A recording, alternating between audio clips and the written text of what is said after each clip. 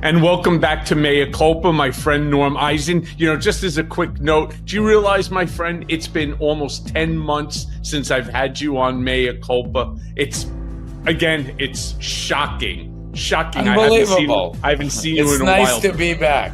It's great to have you because there's so much crazy going on. Going to jump straight into it. Hey, Norm, 6 years since Jeffrey Epstein's death. And under Trump's DOJ 2.0, the full flight logs, sealed depositions, these video archives, they're all still under lock and key. So, Norm, my friend, is this intentional obstruction, or do you think that there's some coordinated effort to shield the rich and the powerful? Well, Michael, we know one rich and powerful individual who is being shielded, and his files are not being released. And of course, I'm speaking about the Trump Epstein files.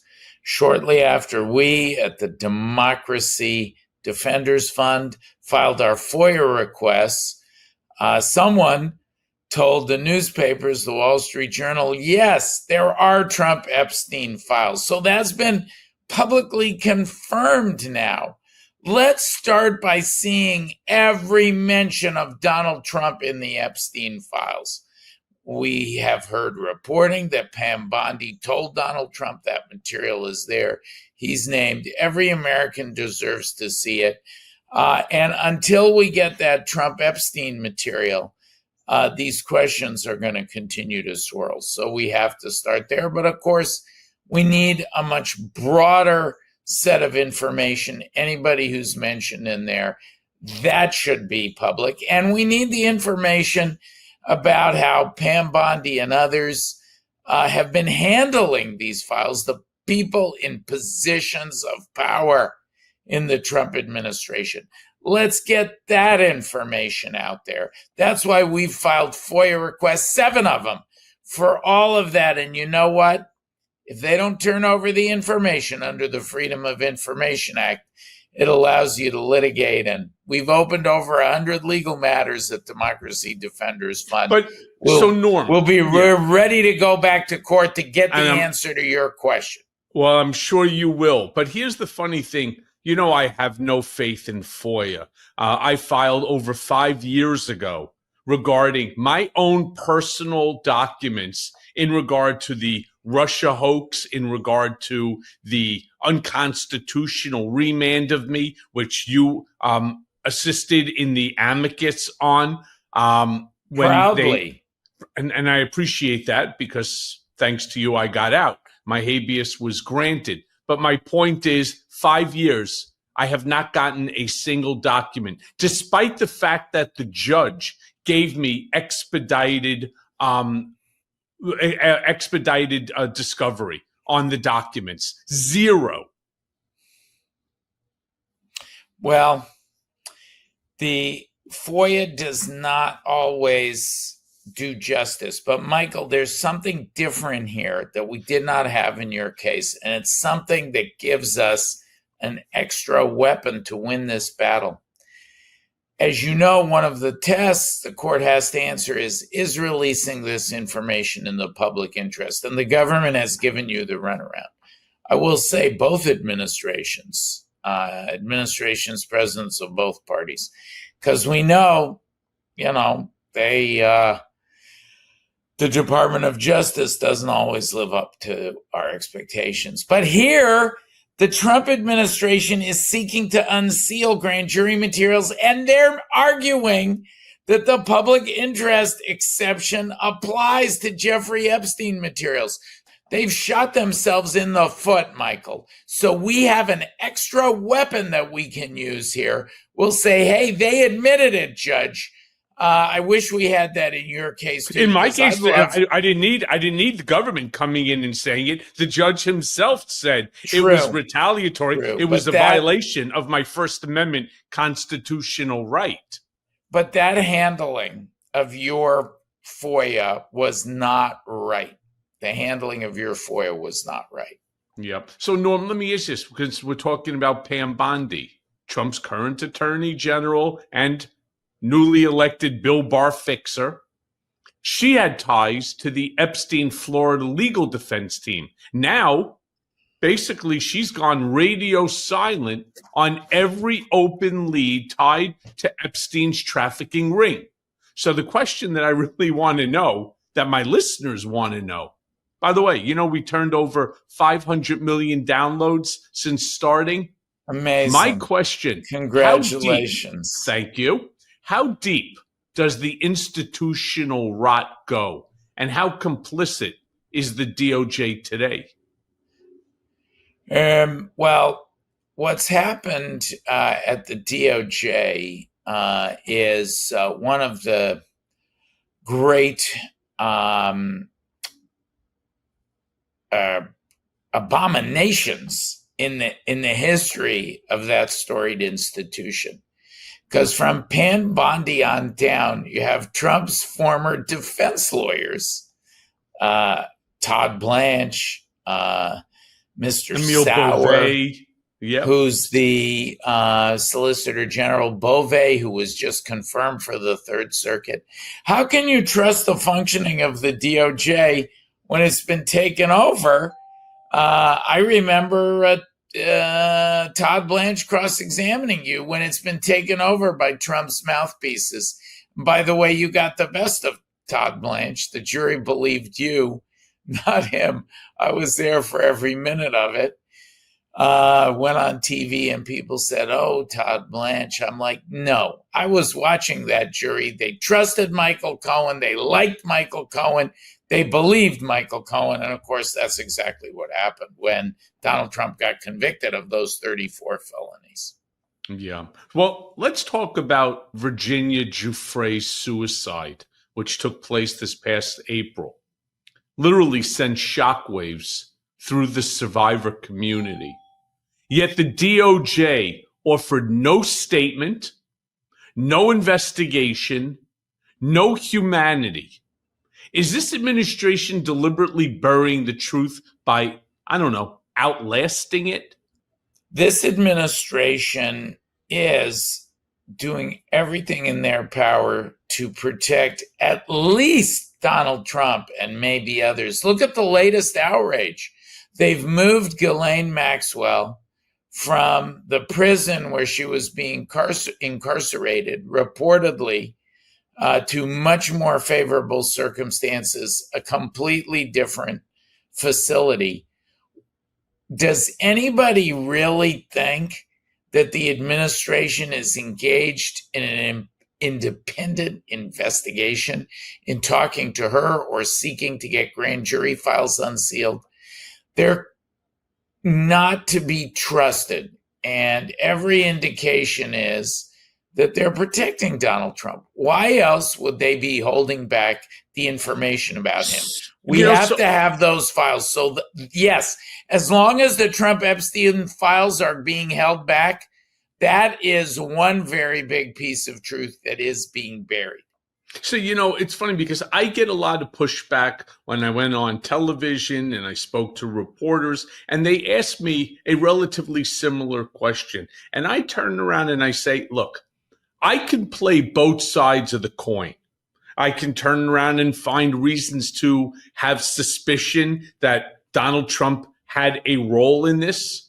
And then I can find the opposite side of the coin that, yes, we all knew that he's going to be in those files. Question becomes, well, does that mean that he was just in the phone book along with other people like Bill Clinton, like Prince Andrew, and dozens of other celebrities? We don't know. And this is the part that bothers me more than anything. See, Norm, I could sit and spend hours talking to you, first just bullshitting around, friend to friend, asking sort of these type of questions. But the truth is, we shouldn't have to be asking these questions at all, right? I mean, I hate these conspiracy theories that are coming out. Just release the damn documents. I mean, I remember watching on TV, Norm, as did you, of Pam Bondi and a bunch of those sycophantic asses holding up that 3-ring binder that basically said, right, the Trump Epstein Democratic scandal and so on, like Pizzagate Part 2.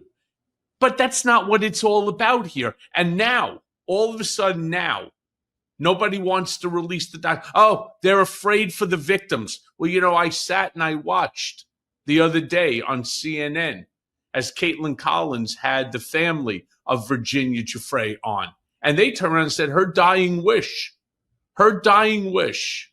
was that those files be released so that her voice, even in death, would not be silenced. Well, that's what we have to have. And we're not going to rest until we get that. We're going to advocate for it in the court of public opinion. We're going to fight for it in the court of law.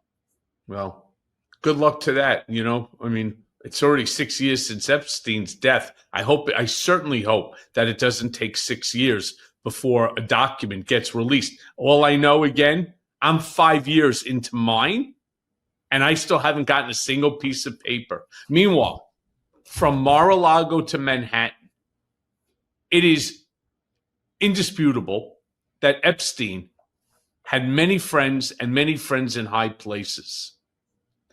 Why does it still seem like the real story, the full scope of whether it's blackmail, trafficking, political leverage, why does it feel like it's all being actively kept from the public?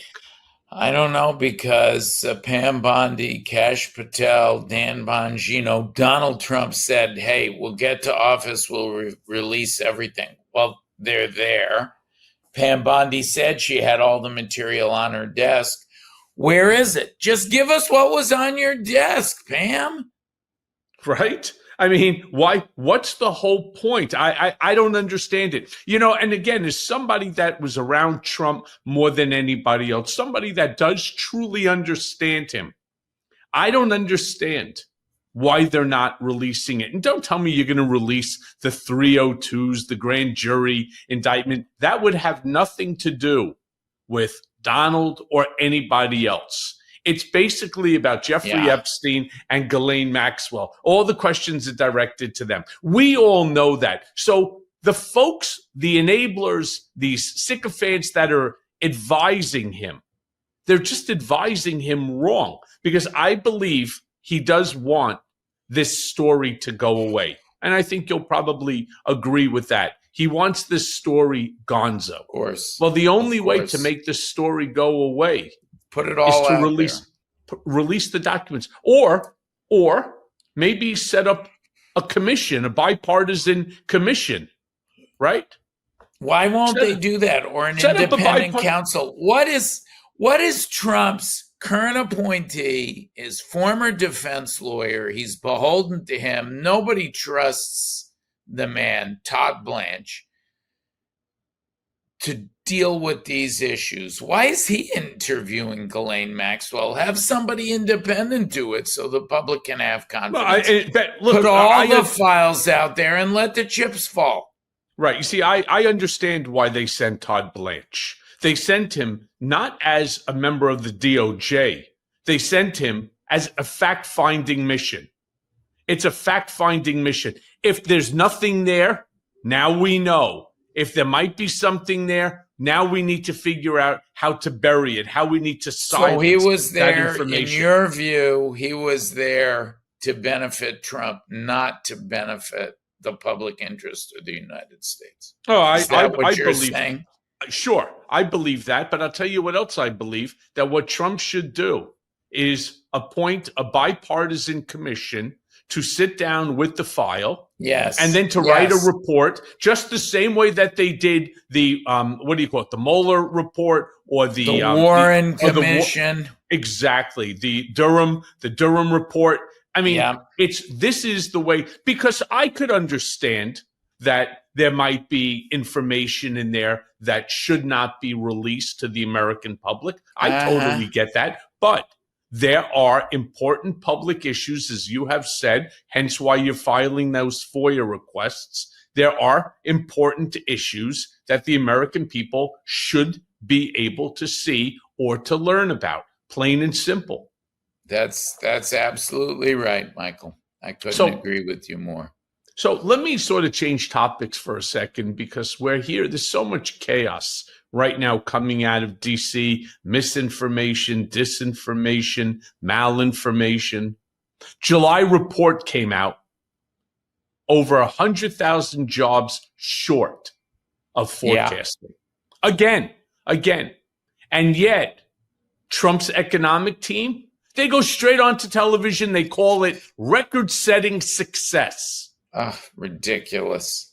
Are we now living in a made-for-TV economy where perception trumps reality? And no pun intended there? No, because Donald Trump's popularity rating is 37%.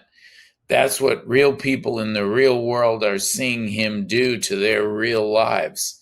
The big, brutal betrayal bill is going to throw millions of Americans off health care, take away food aid that they rely upon, job losses. It's going to have a devastating impact. People know it. They hate that bill. And what was Donald Trump's response to reality? He fired the head of the Bureau of Labor Statistics. Well, he should fire himself. It's not her fault that we're short over 100,000 jobs. The guy is crippling the economy.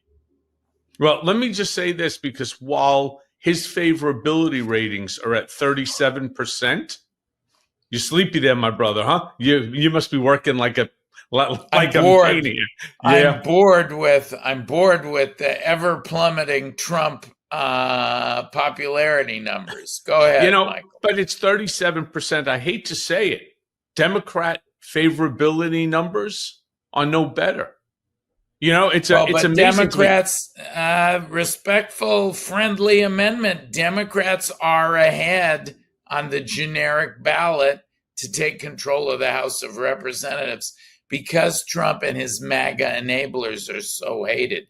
Even with low Democratic approval, they still lead the generic ballot. I've heard people say that, Norm. Catastrophic governance. I've heard people say that, Norm, going back to the days when you and I was sitting around talking about Kamala Harris and, that election. Yeah. He didn't just kick her ass. All right. He literally wiped the floor with her, all 7 swing states. So when somebody turns around and I see these numbers, whether it's Harry Enton or any of the others going on TV and talking about Democratic favorabilities and how it is like a 90% probability that the Democrats will take the House and or the Senate, or maybe even both, I turn around and I say, pardon me for my skepticism, all right? Because I'm not one who's going to believe their numbers anymore. And I believe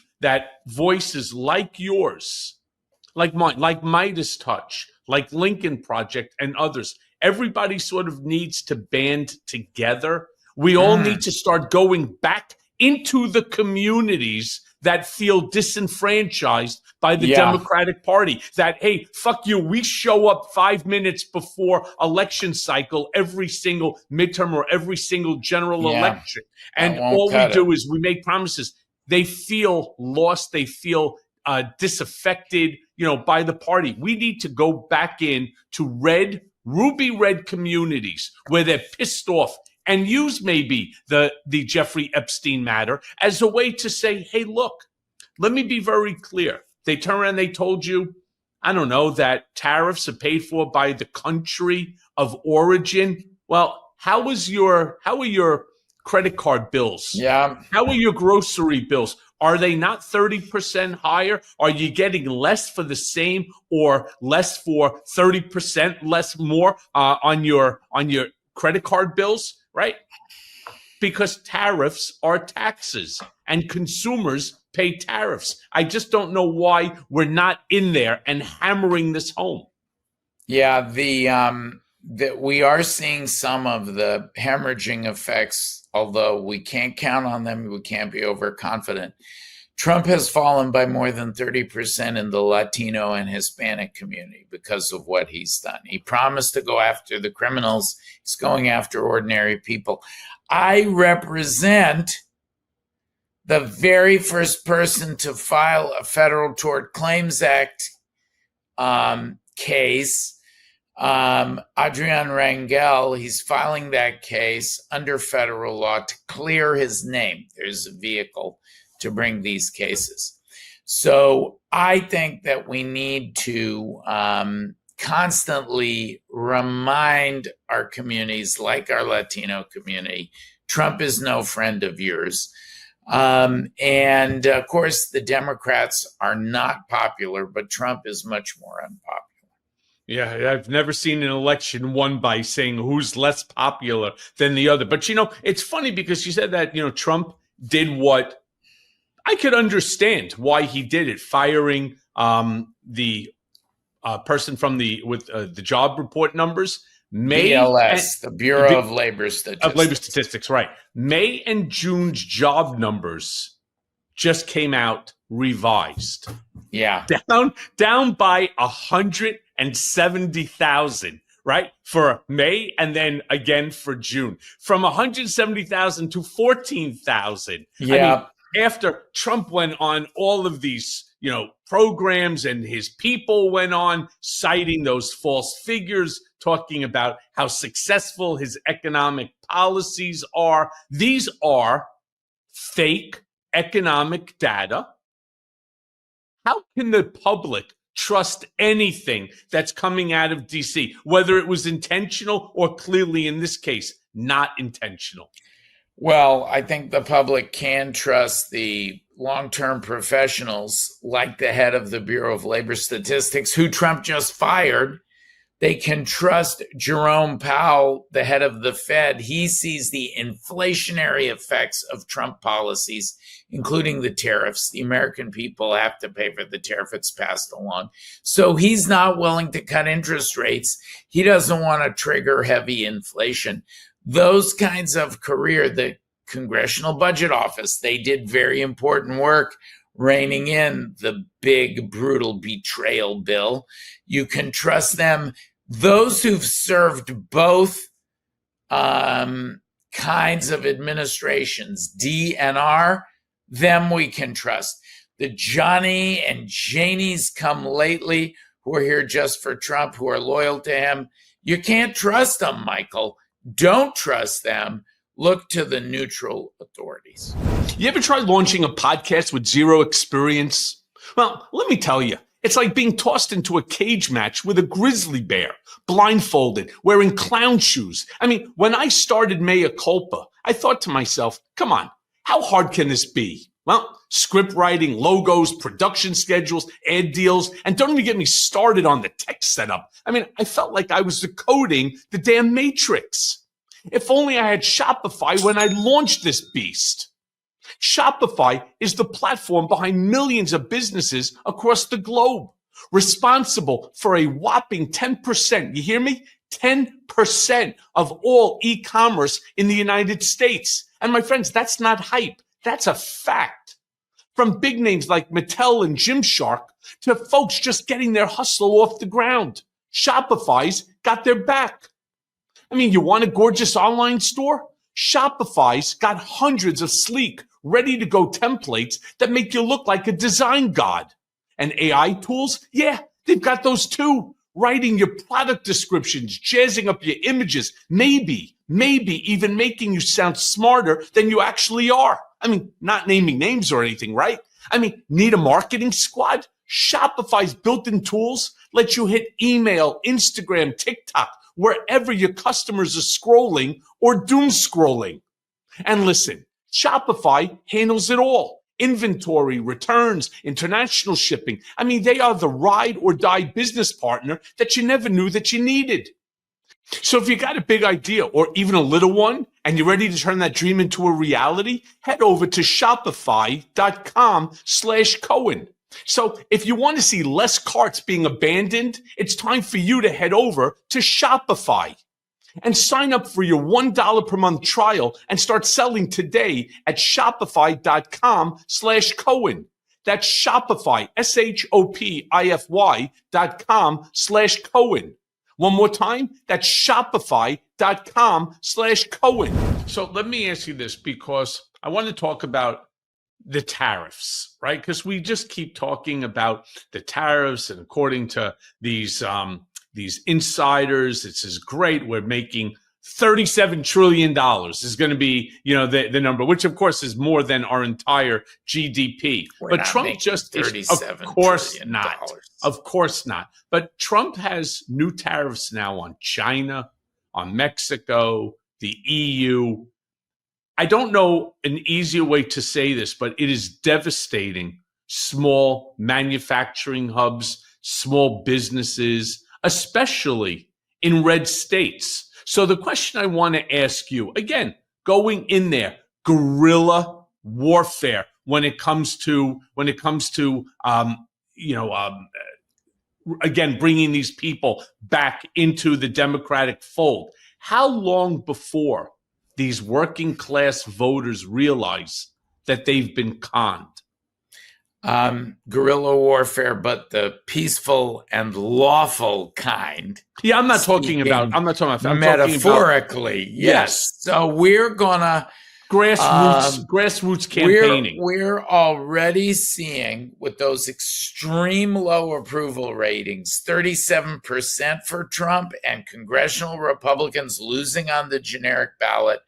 We're already seeing that the MAGA caucus is being rejected by the American people. Now, we filed a brief on behalf of conservatives in these court proceedings over the tariffs. We wanted to make the point this is not a partisan issue. It's a bipartisan agreement that we have to have a strong economy for average American folks, for the least vulnerable. The story of the Trump administration is the opposite, Michael. It's benefiting Trump's billionaire and millionaire cronies. And you know who gets hurt? Average folks and the most vulnerable. By the way, that's also the story of Trump's friendship with Epstein. He benefited his wealthy crony. And who was getting hurt all that time? Underage girls. It's so shocking. That's why the Epstein story has such legs. It epitomizes the scandal of Trump of helping the few at the expense of the many. He's a reverse Robin Hood. I don't think the American people are tolerating it with Trump's 37% approval rating. And I think that approval rating is going to go down even more. People see he's ripped them off. He told them he was going to do one thing. He is doing something very different. So let me ask you, right, because under this administration, specifically DOJ, I mean, they've siphoned off billions and billions, like $10 billion from labor, right? Why they did it? I don't know. Was it to fund Trump's new White House event space that will no doubtably be called the Trump Pavilion, or the Trump Hall, or something at the White House? What does it say? What's that? Until he's tossed out by the voters, and then they'll call it the first felon pavilion. They're never going to say or that. The 34 conviction dance hall. This is a waste of money, this construction. They don't need a ballroom in the White House. The White House is fine. When they need to have a ball, they put up a tent for state dinners. This is a waste of money. It's Trump's self-aggrandizement. Again, it's like his plane. He's getting a Qatari jet, and he's going to take it with him when he leaves for his library. Give me a break. So people see Trump is in it for himself, and I think they're very fed up, Michael. That's why he's got these rock bottom approval ratings. I mean, really, what does it say about a presidency when glitz wins out over job growth, and the ones that are getting hurt are his constituents more than anybody? It says failed presidency, and that's what we're on the way to. Part of it is it's a dictatorial, authoritarian affair. American people don't want a dictatorship. That's why we got rid of King George III back in the 18th century. Donald Trump is not honoring his promises The people are fed up with that. I see that in our over 100 legal matters. Every day he's breaking the Constitution or the laws. We're not letting him get away with it. We've been winning those cases. We got the first class action and preliminary injunction protecting birthright citizenship, the right of all babies born here to be citizens. We went to court. Trump was trying in his elections executive order to benefit his voters and make it harder for everybody else to vote. No, not allowed. We got a preliminary injunction stopping that. The AmeriCorps case or the Voice of America case, many others, Donald Trump trying to dismantle government agencies. We've gone in, we've gotten court orders to push back. All those AmeriCorps kids are back on the job. So Donald Trump is not only failing, he's doing so very visibly. That includes in court. And the country can see it. They don't like that. Yeah. Well, look, while you make the claim that, the American people are winning in the courts, one of the things, and we've talked about this offline and also on various other programs, when Trump said he intended to rewrite the Constitution to destroy our tripartite system of government, right, to do away with the co-equal branches, the legislative and the judiciary, he has all but effectively done that to the legislative branch. They're feckless, they're impotent, they're there to rubber stamp whatever he wants. That's our legislative body. You got the House. Well, nothing is going to happen there as long as Mike Johnson is the speaker. And the Senate, even confirming, dude, they could bring in Rin Tin Tin, right, as a federal court judge, and Rin Tin Tin, the famous dog, or Lassie, or freaking Godzilla, would end up being approved by the Senate. They don't care. Yeah. Well, Rin Tin Tin and Lassie would be more qualified than some of the nominees that Donald Trump has been putting forward for the federal bench. There has been an abdication of responsibility in Congress by the MAGA caucus. They go along with whatever Trump wants. The United States Supreme Court should be called the Supreme MAGA Tribunal. You've got 6 votes there in case after case without even saying why they're stopping lower court orders. But the good news, Michael, Donald Trump may have flooded the zone, but we've met that with rule of law, shuck and awe. For every case that he, for every time that he breaks the law, there's 2 cases in response where we're overwhelming his illegal behavior. And most of those cannot go to the Supreme Court. They just don't have the bandwidth. They're being upheld by lower courts. It's stopping a lot of wrongdoing. Well, when we start thinking that the courts are going to be the ones to save us, once again, I have my suspicion. I mean, take a look, for example, with Judge Boasberg, right? Chief Judge, D.C. District Court. He ruled that, for example, Trump's mass deportations of Venezuelans, Salvadoran, and these and others, right? That you can deport them under the Alien Enemies Act. He claimed that it violated due process. Within minutes of that claim by Judge Boasberg, Trump is out there on social media. All of his sycophants, enablers, his surrogates are calling him a traitor. Norm, my question to you, how dangerous is it when the President of the United States is personally targeting judges for doing their jobs?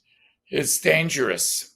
And John Roberts needs to be more outspoken in defending those judges. You can't have a president going around and attacking these federal judges. But Michael, we have to consider the reason he's attacking them.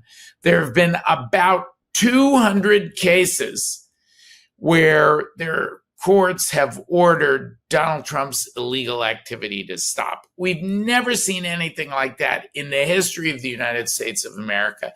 Such a tsunami of unconstitutional and unlawful behavior, but such pushback by the federal courts. Now, courts can't start themselves. People have to go to court.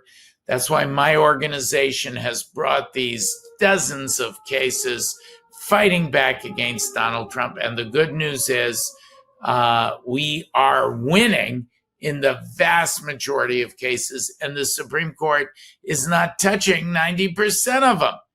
So even though Donald Trump has captured the executive branch, the legislature, the judiciary, there's still plenty of pushback. And in the states, the state AGs and some governors, Gavin Newsom, J.B. Pritzker, have been absolutely terrific.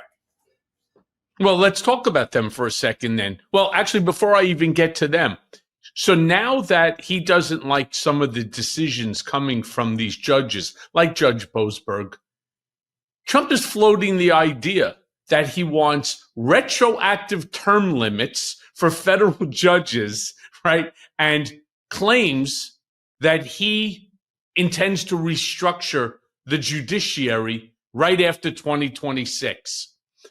Norm, we witnessing a deliberate authoritarian strategy to break the judicial independence, no different than he has just broken the legislative branch?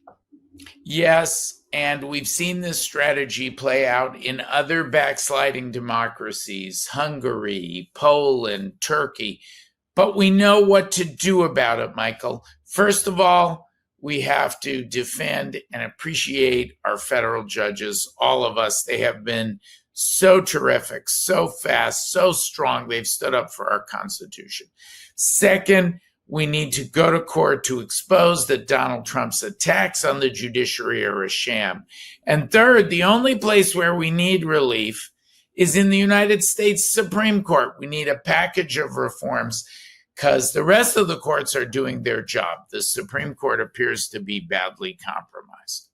Well, look, you start bringing up, for example, Gavin Newsom and J.B. Pritzker. We have a real serious problem right now. It's been obviously floated, poll after poll after poll, that Republicans will lose the House and possibly even the Senate, but definitively the House. Well, that obviously doesn't sit well with this administration. And so what do? Well, you try to fix the field, right? And how are they doing that? Well, you reach out to, we'll call them allies, sycophants, enablers, like the governor of Texas. He's one of the worst. And they have now, through AI, they have now been capable of figuring out how to gerrymander the state so that you increase the likelihood of a Republican congressional win to add 5 additional seats. Basically, you're playing with the odds. The odds were 90% in favor of Democrats taking the House, whether it be by 2 votes, by 4 votes, by 6 votes, whatever it might be. Meanwhile, other than people like Gavin Newsom, who came right out and said, fuckers, you start trying this shit, we're going to do the same thing, and we're going to be able to add 8. Well, then you have Illinois, right? Pritzker turns around and says, we're going to do the same thing. Mind you, so far, the only one that's actually done it is Texas. Where is the Democratic response to this type of improper action where 2 years before the 10-year census, you're gerrymandering districts in order to improve the likelihood of your party retaining the House and the Senate?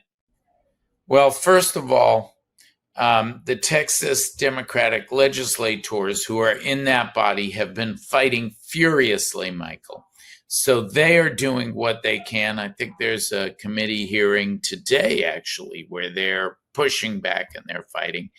You do see Democratic governors, Newsom in California, Pritzker in Illinois, Hochul in New York, saying they're going to step up. Now they've got to step up and make sure that we do this. Third, There will be litigation about it. Fourth, I think there's a risk of unintended consequences, because in order to recut these districts, they are going to make it harder for some Republicans to win. They're redistributing a limited Republican pool across all of the congressional districts. Some of those districts that currently have Republican heads are going to have more Democratic members. And that means that if there's a landslide, as we expect, if Latinos really are 30 points in the opposite direction of where they were on election day, they've turned on Trump, which to me is very logical, because of what he's done, he's attacked the Latino community. I think you're going to see a combination of factors that will only make the victory for Democrats larger in the House of Representatives. No, I'm not so sure I agree with that. I mean, in theory, it's a beautiful theory, right? But I kind of would rather have had it the other way, where, historically we have seen the House that the House changes from the controlling party. Yeah. And especially when the favorability numbers are where they are. So look, Norm, last question for you. I know you got a lot of work. I know you're exhausted. I appreciate you joining me. It only has been, again, 10 months, my brother. It's been 10 months since I've seen you. Michael, it's juggling all these 100+ legal matters. Wow, that is a lot of work. It sure is. So here's my last question for you, because Norm, yes, you've studied authoritarianism globally. As a former ambassador, right? Just your life experiences, a writer, and everything, a television personality. Between these attacks on judges, the weaponized immigration policies, threats to the legal process, to due process, and so on, how far down the Hungary or Turkey road are we right now? How far are we? We're at a crossroads. We have not tumbled down the dictatorial sinkhole that those countries have. But these 2025 off-year elections in New Jersey and Virginia, the 2026 midterms, not just in the House of Representatives, Michael, the down-ballot races, governor, secretary of state, attorney general, those are the races that adjudicate elections in many states. That sets us up for 2028. So we're at a critical crossroads. And whoever you vote for, this is not a partisan message. We need massive turnout in these elections. And whatever candidates you choose, I hope you'll make a pro-democracy choice. The most pro-democracy thing that your viewers can do is turn out, is make their voices heard. Like you make your voice heard, Michael. I appreciate it so much. And it's such an honor to be back with you and your wonderful viewing audience. 500 million downloads. Amazing. The Mea Culpa podcast is truly terrific. Well, you're terrific, Norm. And again, thank you for everything that you're trying to do. This is not an easy job. It's not an easy job. One of the things that you may remember, I had called you and I said, I so appreciate what you're doing, what you're trying to do on behalf of the American people, on behalf of our democratic republic. I said, but make no mistake, they, meaning this administration, each and every one of them that Trump has installed in the various positions, they don't play, right? They play to win. And you're putting yourself in a position where, and I've been down this road, they will come, they will attack you. All right. Whether it'll be legally, personally, dox you, SWAT you. I've had it all.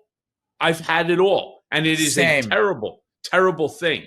Terrible. So I just want to say, on behalf of all of my 500 million folks that have downloaded Mea Culpa over the last 5 years. Let me say we appreciate everything that you're doing. I know you're tired. I know my poor friend is yawning all over the place. I understand it. Just please protect yourself as well, because as I've always said, Norm, you're a national treasure.